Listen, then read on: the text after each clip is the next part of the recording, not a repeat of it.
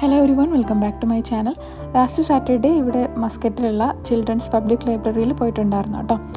ഇവിടെ 17 ഇയേഴ്സ് വരെയുള്ള കുട്ടികൾക്കാണ് എൻട്രൻസ്, ഫ്രീ ഓഫ് കോസ്റ്റ് ആണ് കേട്ടോ.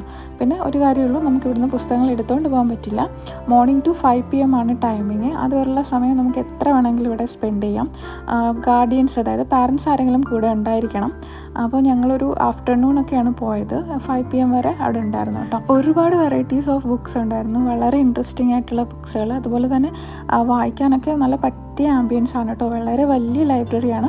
താഴത്തെ സെക്ഷൻ മൊത്തം കുട്ടികൾക്ക്, അതായത് 13 ഇയേഴ്സ് വരെയുള്ള കുട്ടികൾക്കും മുകളിൽ 13 to 17 ഇയേഴ്സ് വരെയുള്ള കുട്ടികൾക്കാണ്. പിന്നെ അത് കഴിഞ്ഞിട്ട് ചെറിയ രീതിയിൽ ഫുഡൊക്കെ കഴിച്ച് അടുത്തുള്ളൊരു ബീച്ചിലേക്കാണ് പോയത്.